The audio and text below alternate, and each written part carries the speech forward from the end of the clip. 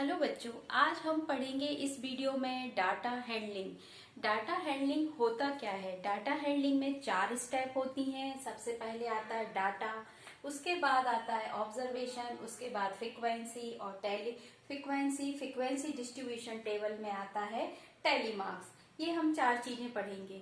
सबसे पहले हम पढ़ते हैं कि डाटा होता क्या है। डाटा आप लोगों ने सुना होगा, डाटा मीन्स किसी भी चीज की एक इंफॉर्मेशन। ठीक है। अब अगर इसकी डेफिनेशन देखें तो क्या होती है? These numerical facts are called data. Numerical facts से मतलब कि कितने लोगों ने कितनी चीजें मिली हैं या काम किया है, या क्रिकेट की बात करें तो कितने लोगों ने कितने कितने रन बनाए, या सब्जेक्ट की बात करें तो सब्जेक्ट टेस्ट में आपके कितने मार्क्स आए। इस तरीके से जो हम एक चार्ट बनाते हैं उसको हम कहते हैं डाटा। ठीक है। अब पर्टिकुलर डेफिनेशन देखो तो क्या होती है? A data is a collection of facts in the form of numerical figures to give some information।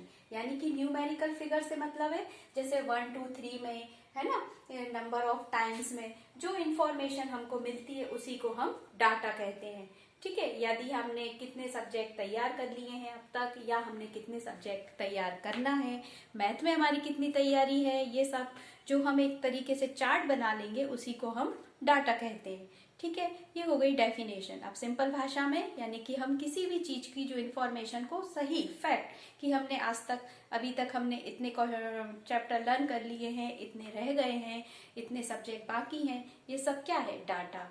ठीक है। उसमें 3 चीजें आती हैं। डाटा के बाद आता है ऑब्जर्वेशन। ऑब्जर्वेशन मतलब देखना, जो मैं अभी आपको बता रही हूँ कि इसकी डेफिनेशन होगी each numerical figure is an observation. यानी कि हमें टेस्ट में कितने मार्क्स मिले, ये क्या है? ऑब्जर्वेशन।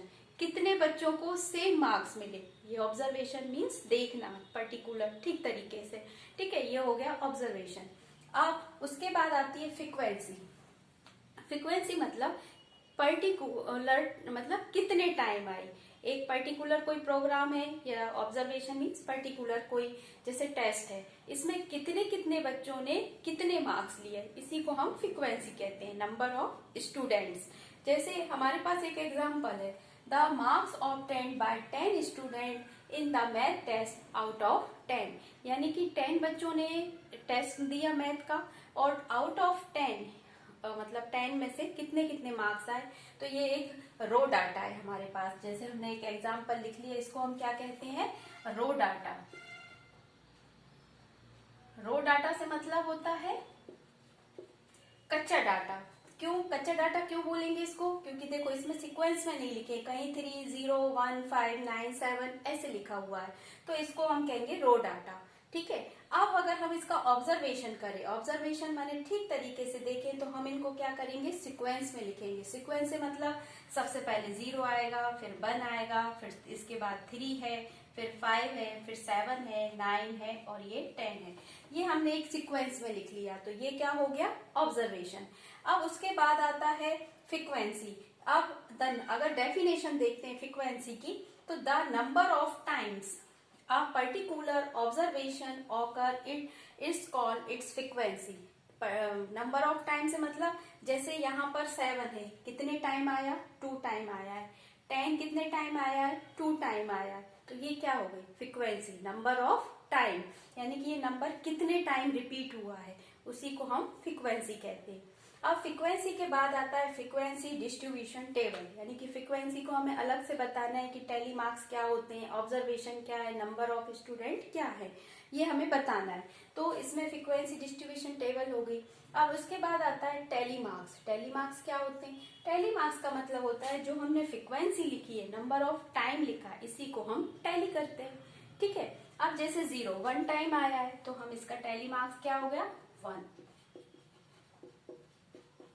Tally marks. ठीक है। ये वाला टैली मार्क्स हो गया। अब 1 भी 1 टाइम आया है, इसलिए हम इसको 1 लाइन खींच के इसको रिप्रेजेंट करते हैं। फिर 3 1 टाइम आया है, 5 भी 1 टाइम आया है, लेकिन यहाँ पर 7 2 टाइम आया है। तो टैली मार्क्स में हम यहाँ पर 2 कैसे लिखेंगे? इसको लिखेंगे ऐसे 2 डंडी खींच, ये 1 हो गया, ये भी 1 टाइम है, ये भी 1 टाइम है, ये भी 1 टाइम, ये 2 टाइम है। ये हो गई हमारी फ्रीक्वेंसी और ये हो गए हमारा टैली मार्क्स। ठीक है। अभी मैं आपको एक टेबल से अच्छे से समझाऊंगी। अभी मैं आपको बता रही हूँ ओनली टैली मार्क्स। अब यहाँ पर 9 भी 1 टाइम है, इसलिए 1 हो गया, ठीक है। 10 2 टाइम आया है, इसलिए हम इसको 2 डंडियों से रिप्रेजेंट करेंगे। अब टैली मार्क्स को यहाँ पर 1 2 हो गया, 3 आया है तो 3 डंडियां खींचेंगे, 4 आया है तो 4 डंडियां खींचेंगे। पर जैसे ही 5 आएगा तो हम क्या करेंगे, 1 2 3 4 और एक ऐसे तिरछी लाइन से इसको इस टाइप से बनाएंगे, तो ये हो गया 5। अब 6 है तो 1 2 3 4 कैंसिल, 5 और एक ये 6। 7 है तो 1 2 3 4 एक आड़ी लाइन, 5 6 6 7, ठीक है। फिर 8 आया तो 1 2 3 4 5 6 7 8। 9 आया 1 2 3 4 5 6 7 8 9। और अगर 10 आया तो 1 2 3 4 एक 1 2 3 4 5, ठीक है। इस तरीके से हम 10 को रिप्रेजेंट करेंगे, ठीक है। ये हो गए हमारे टैली मार्क्स, ठीक है। फ्रीक्वेंसी नंबर ऑफ टाइम्स, मतलब कोई नंबर कितने टाइम आया है। फिर ऑब्जर्वेशन न्यूमेरिकल फिगर होता है, ठीक है। और ये हो गया हमारा टैली मार्क्स। डाटा हैंडलिंग का इंट्रोडक्शन समझ आया। सबसे पहले हमने देखा the numerical facts are called data. नंबरों का सही तरीके से बताना ही डाटा होता है। फिर उसमें आता है एक डेफिनेशन देखें तो, a collection of facts in the form of numerical figures to give some information, जो हमें सही जानकारी देते हैं उसी को हम डाटा कहते हैं। फिर उसमें आता है observation, each numerical figure is called observation, जो हम देखते हैं कि कितने बच्चों के कितने मार्क्स आए हैं या कितने बच्चों को क्या क्या पसंद है, उनकी कितने टाइम्स लाइक करते हैं, वो हमारा ऑब्जर्वेशन हो गया।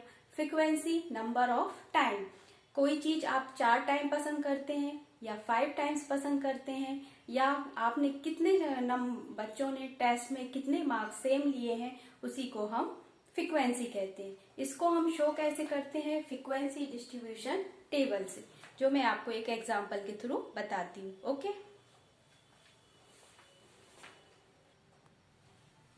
अब देखो हमने बना ली है फ्रीक्वेंसी डिस्ट्रीब्यूशन टेबल। एग्जाम्पल हमारा वही है, जो 10 बच्चे हैं उनका हमने टेस्ट लिया जिसमें उनके 10 में से कितने मार्क्स आए।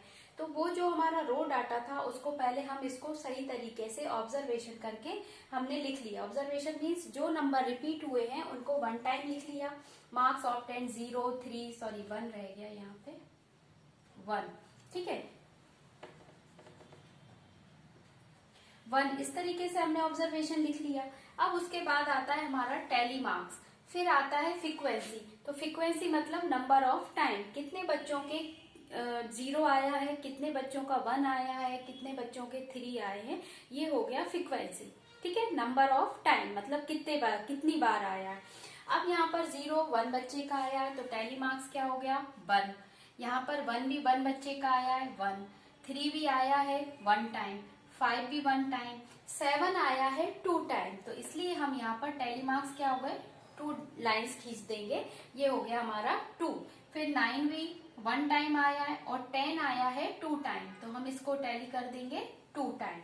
ये हो गए हमारे टैली मार्क्स। इनको अगर हम प्लस करें तो इनका टोटल आएगा हमारे पास 10। तो इससे हमें पता चल जाएगा कि हमारे कितने बच्चे हैं 10 बच्चे हैं। Frequency number of student. इस तरीके से हम फ्रीक्वेंसी डिस्ट्रीब्यूशन टेबल बना लेते हैं। अब